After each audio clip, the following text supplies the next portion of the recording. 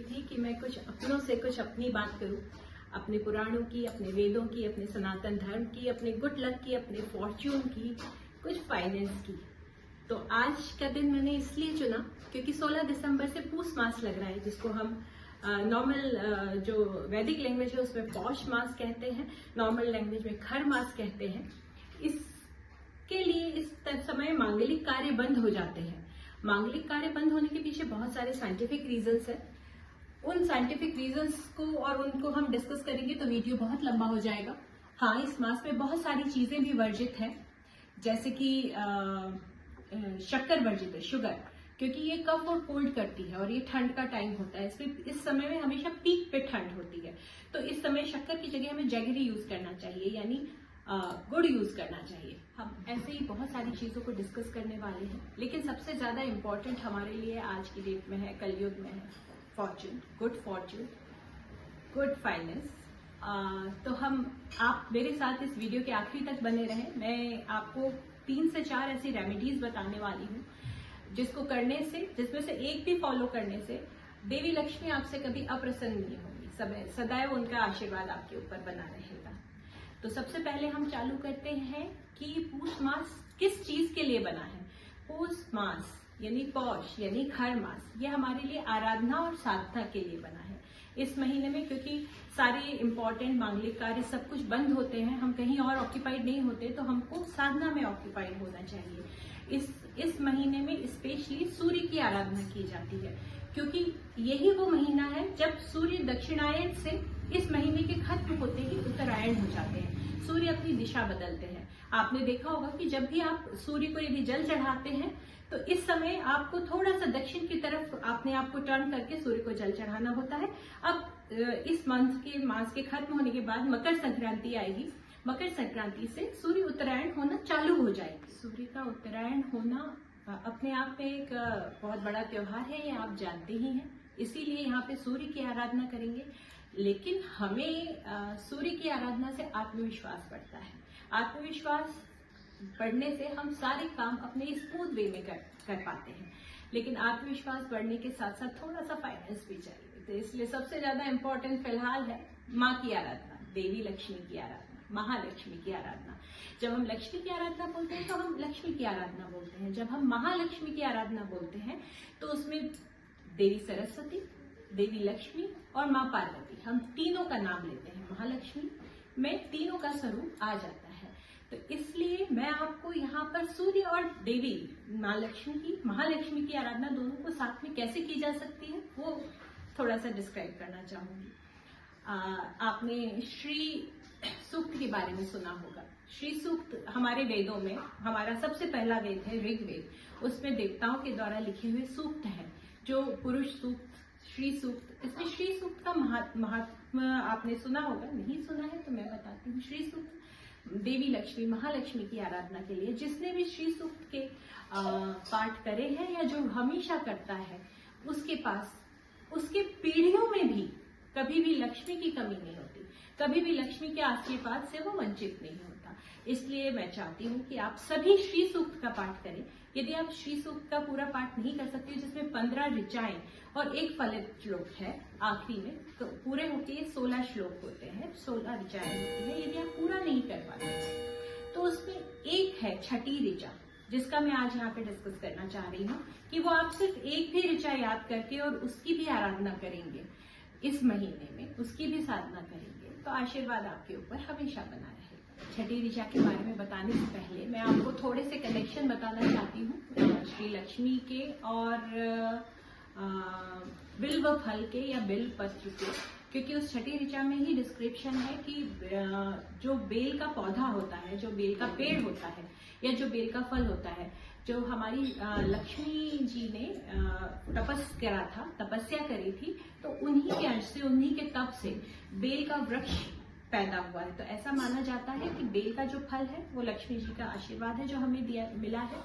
Bell पत्र भी बहुत सारी चीजों में, हमारे आरोग्य में भी हमें बहुत काम आता है।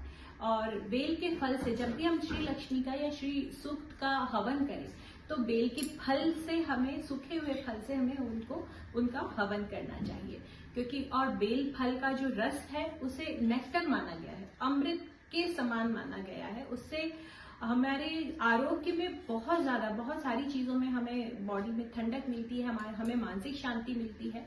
तो हमें बेल फल का खाने में भी उपयोग करना चाहिए, क्योंकि वो आशीर्वाद है लक्ष्मी जी का। और बेल फल को हमें उपयोग करना चाहिए हवन करने में, जब हम लक्ष्मी जी के लिए, महालक्ष्मी जी का हवन करते हैं तब। अब जो कात्यायनी देवी है, इसी में बीच में मैं आपको बता रही हूँ, जो देवी कात्यायनी है उनके तब से बनी जो उत्पन्न हुआ है वो पेड़ है शमी वृक्ष। शमी वृक्ष की कहानी आपने सुनी होगी कि अर्जुन ने अपने गांडीव और सारे हथियार छुपाए थे। ये ऑलरेडी जो शमी वृक्ष था उसमें उन्होंने अपने हथियार और गांडीव और सारे हथियार छुपाए थे। लेकिन शमी वृक्ष की उत्पत्ति माँ कात्यायनी के तप से मानी गई है, तो उन्हें माँ कात्यायनी का भी रूप माना जाता है। और उनका शनि देव के लिए तो आप जानते ही हैं कि उनको चढ़ाया जाता है, उनके किसी भी प्रकोप से बचने के लिए उसका उपयोग किया जाता है। अब मैं वापस बेलपत्र की तरफ आती हूँ। जो छठी ऋचा में जो श्री लक्ष्मी है, लक्ष्मी जी जो है वो दो बहनें थी, लक्ष्मी और अलक्ष्मी।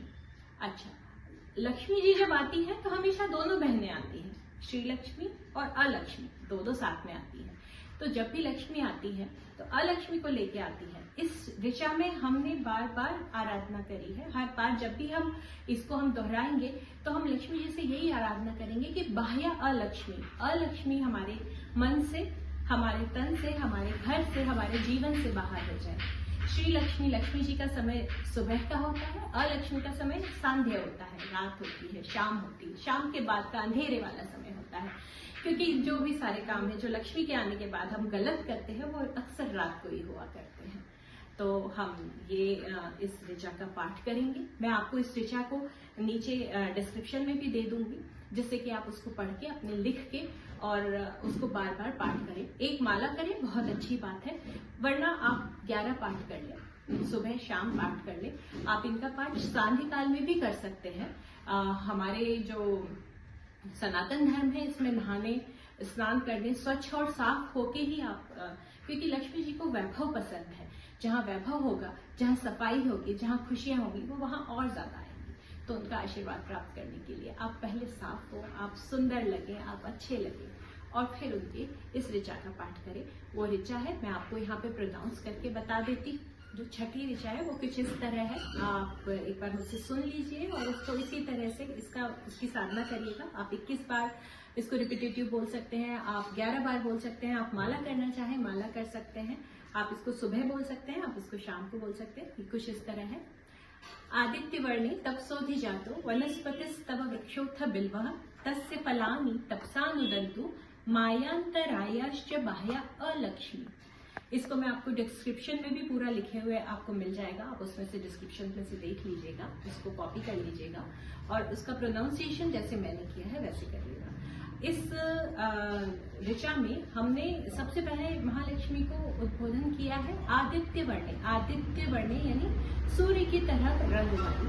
तपसोधि जातो वनस्पतिस्तव वृक्षोऽथ बिल्वः, जिन्होंने अपने तप के द्वारा वनस्पति यानी बिल्व पर्वत के वृक्ष की उत्पत्ति हुई है, ऐसी महालक्ष्मी हमें अपने मायांतरायाश्च बाह्य अलक्ष्मी, हमारे मन में, हमारे अंदर, हमारे घर में, हमारे आसपास जहां भी अलक्ष्मी है उसको हमसे दूर करें। इस मंत्र का आप बार बार जाप करें, आप इस मंत्र की आराधना करें, तो आप आज नहीं, आपकी जो आने वाली पीढ़ियां हैं, आई गारंटी कि वो भी कभी भी लक्ष्मी जी के आशीर्वाद से वंचित नहीं। इसी प्रकार हमारे पास श्री लक्ष्मी जी के बीज मंत्र भी है। बहुत सारे बीज मंत्र हैं। सबसे आसान बीज मंत्र है श्रीम। आपके पास बहुत आजकल जो हम वर्किंग होते हैं, हमारे पास ज्यादा समय नहीं होता, ज्यादा टाइम नहीं होता, तो हम श्रीम की एक माला भी रोज करें, श्रीम की एक माला भी रोज करें, तो वो भी हमारे लिए धनदायक हो सकती है, वो भी हमारे लिए लक्ष्मी जी का आशीर्वाद ला सकती है। ये बीज मंत्र है श्रीम। ये इसमें एक ऊपर डॉट होता है, जो भी बीज मंत्र होता है उसमें एक ऊपर डॉट होता है, आखिरी में उसका उच्चारण म, जो अंग वाला होता है, जो भी बीज मंत्र है उसमें अंग का उच्चारण होता है। तो ये श्रीम, इस मंत्र का आप इसी तरह से उच्चारण करें और इसकी भी एक माला आप यदि छठी ऋचा का नहीं आप रोज उच्चारण कर सकते हैं तो आप श्रीम की माला कर सकते हैं, आप वो करें और लक्ष्मी जी का आशीर्वाद इसी तरह जिस तरह मैंने आपको श्री सूक्त के बारे, छठी दिशा के बारे में बताया, आपको एक बीज मंत्र बताया, एक मैं आपको मानस मंत्र बताना चाह रही हूँ, जिसका उच्चारण करके, जिसकी साधना करके भी आप लक्ष्मी जी के आशीर्वाद प्राप्त कर सकते हैं। उसका आप सांध्य काल में भी उच्चारण करेंगे तो भी उसका आपको बेहतर रिजल्ट मिलेंगे, बेहतर बेनिफिट्स मिलेंगे। वो कुछ इस तरह है, इसको भी मैं आपको डिस्क्रिप्शन में लिख के दे दूंगी, आप वहां से ले सकते हैं। उसका उच्चारण है ओम श्रीम ह्रीम कमले कमलालये श्रीम ह्रीम श्रीम ओम महालक्ष्मी नमः। ये मानस मंत्र है। इसको आप अपने सुविधा के अनुसार आप इसका जप कर सकते हैं। अब जैसा कि आप जानते हैं कि हमारी महालक्ष्मी श्री विष्णु की बहुत प्रिय है, श्री विष्णु की पत्नी है और उनको प्रिय है। उसी तरह से उनको भी श्री विष्णु बहुत प्रिय है, तो उनको अपना घर बहुत प्रिय है। उनका निवास आप शायद जानते होंगे, उनका निवास समुद्र के तल पर है, तो समुद्र उनका निवास स्थान है। तो हम यदि अपने घर में शुभता लाना चाहते हैं और भी उन चीज़ों को, हंसी खुशी समृद्धि को बढ़ाना चाहते हैं, तो हमको अपने घर में, अपने लॉकर में कुछ हमेशा समुद्र से रिलेटेड रखना चाहिए। जैसे शंख हो गया, कौड़ियाँ हो गई, कुछ गोमती चक्र हो गए। जिस तरह से ये देखिए, ये शंख है। इन शंख को आप अपने घर में हर जगह कहीं भी रख सकते हैं। नॉर्मली आप अपने ड्राइंग रूम में रखें, आप अपने बेडरूम में रखें। हम इनकी पूजा नहीं कर रहे, लेकिन फिर भी ये शुभता लाते हैं।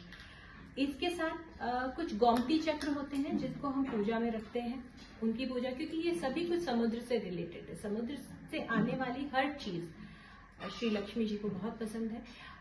जो कौड़ियाँ हैं उनको हमको अपने लॉकर में भी रखना चाहिए। जब कौड़ियों को लॉकर में रखने का मुहूर्त आएगा, शुभ मुहूर्त, तो मैं जरूर आपसे रूबरू होंगी और मैं आपसे उस मुहूर्त का जरूर डिस्कशन करूंगी और मुहूर्त, शुभ मुहूर्त बताऊंगी। Thank you so much.